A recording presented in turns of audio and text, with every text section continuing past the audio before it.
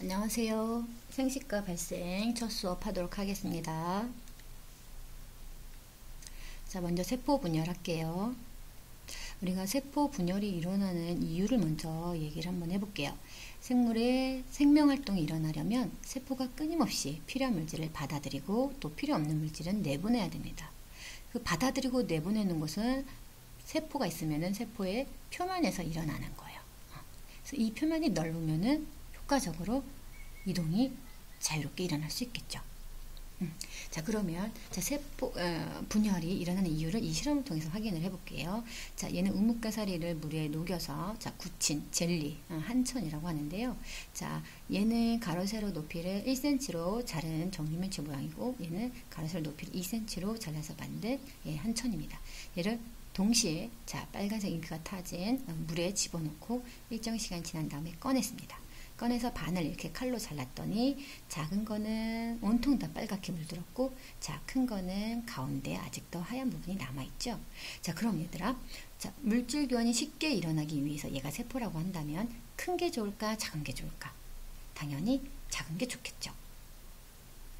여기를 다 먹여 살려야 되는데 표면적은 겉부분이잖아요. 그쵸? 여기서 물질 교환이 일어나는 건데 너무 커지면 이 가장자리 쪽은 어느 정도 교환이 일어나지만 가운데는 좀 효과적으로 교환이 일어나지 않겠죠.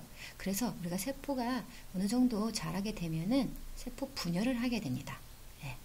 그래서 세포 분열이 일어나는 이유는 효과적으로 물질 교환을 하기 위해서다라는 것을 이해하실 수 있을 거예요. 자, 그럼 먼저 수치적으로 한번 확인을 해볼게요. 앞에 나왔던 그 실험을 부피와 표면적의 관계로 알아볼게요. 자, 부피에 비해서 표면적이 크면 좋은 거예요. 그쵸?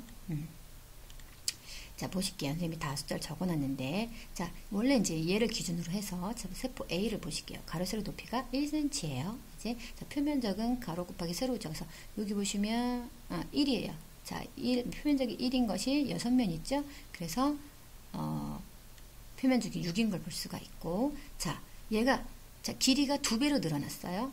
그렇죠? 자, 길이가 2배로 늘어나면 표면적은 몇 배가 늘어난지 보자. 자, 여기 보시면 면적이 2 곱하기 2니까 4지요.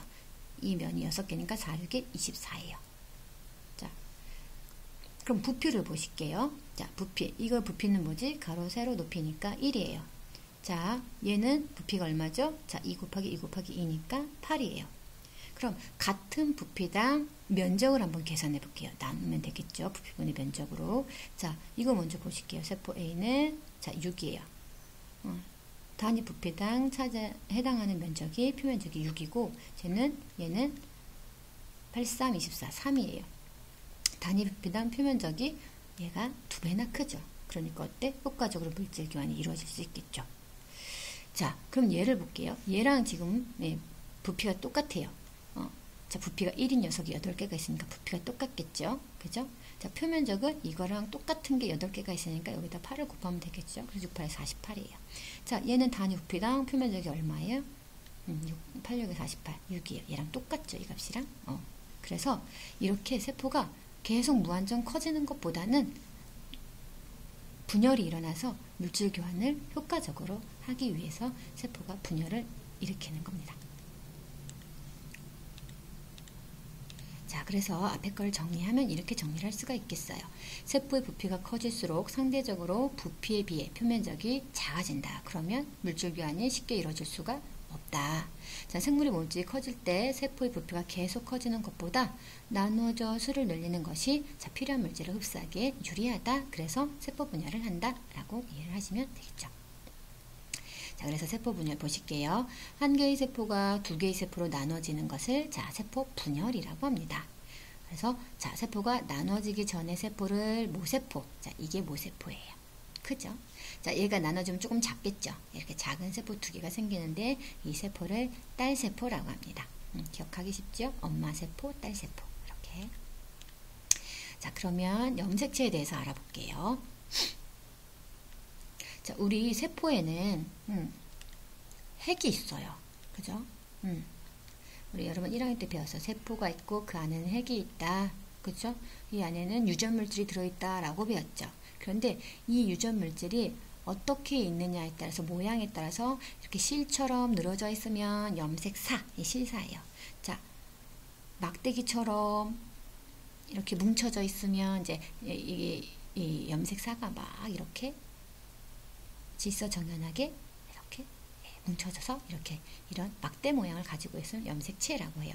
주로 이런 염색사의 형태로 있을 때에는 생명활동을 할 때예요. 우리가 세포의 생명을 두 기관으로 나눠보면 간기와 분열기로 나눠볼 수가 있어요.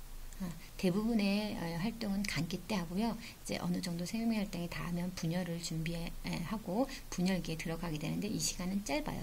근데 간기 때는 아무래도 복제를 하고 이런 활동들이 일어나기 때문에 풀어져 있어요. 이때 간기 때는 염색 사의 형태로 존재를 하고요. 자, 분열기 때는 유전자가 이동을 해야 되잖아요. 되게 중요한 일이잖아요. 그래서 질서정연하게 예쁜 모양으로 가지런한 모양으로 이동을 하게 됩니다. 그래서 염색체의 형태로 분열기 때는 존재를 해요. 그래서 염색체, 세포 분열이 일어날 때 염색사가 뭉쳐져 만들어진 막대 모양의 구조물이다. 염색사는 세포의 핵 속에 유전물질과 단백질로 이루어진 가느다란 실모양의 구조다. 그래서 우리 유전물질과 단백질로 구성되어 있는 게 바로 염색체, 염색사입니다.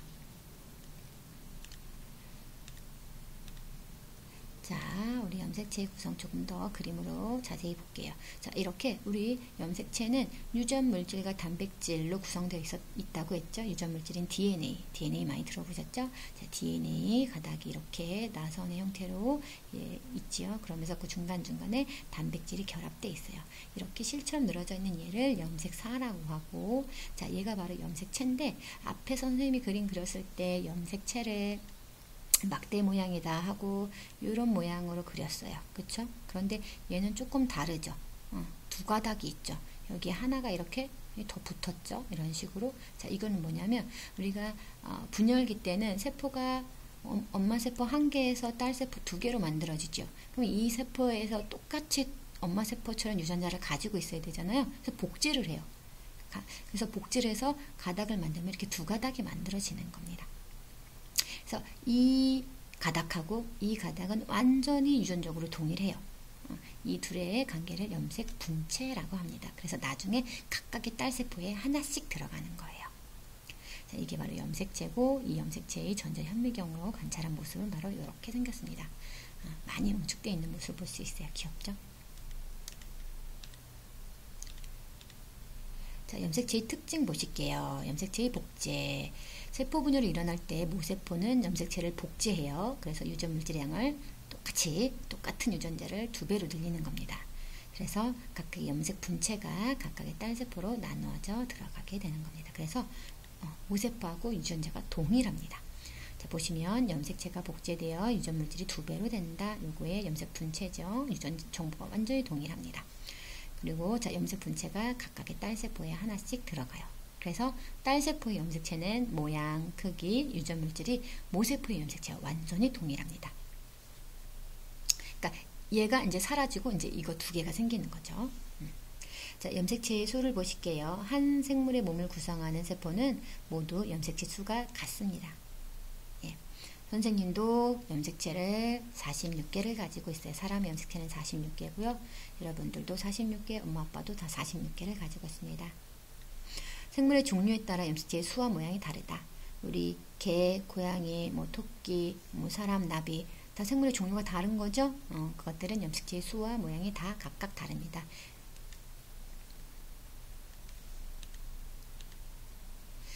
자, 사람의 염색체 자세히 보실게요. 자, 모양과 크기가 같은 염색체 쌍. 자, 상동 염색체라고 합니다. 우리 사람의 세포는 46개가 있다고 했죠? 46개가 있다고 그랬죠? 근데 얘네들이 다 2쌍씩 있어요. 그래서 표현할 때 EN 이런 식으로 EN은 46 이렇게 표현하거든요. 그러니까 2개가 다 같다 이런 뜻이에요. 얘네들의 관계를 상동 염색체라고 합니다. 자, 얘하고는 무슨 관계였죠? 염색 분체였죠? 얘하고는 유전 정보가 똑같은 애지만 얘하고는 유전 정보는 똑같지 않아요. 우리한테 있는 상동 염색체 얘는 엄마한테서 받은 거라면 얘는 아빠한테서 받은 거예요. 물론 각각의 위치에는 그 같은 내용의 정보를 갖고 있지만 유전자의 내용은 동일하지 않아요. 예를 들어서 여기가 머리카락에 관련된 유전 정보를 가지고 있다면 여기도 머리카락에 관련된 유전 정보를 가지고 있는 것이고 내용은 달라요. 여기는 직모, 여기는 곱슬 그럴 수 있어요. 엄마가 준 거라면 아빠가 준 거니까. 자, 그 다음에 사람의 염색체 보실게요. 자, 사람의 염색체 수는 금방 전에 얘기했던 것처럼 자 46개가 있는데 그 중에 상동 염색체 다 두 쌍씩 있으니까 23쌍입니다.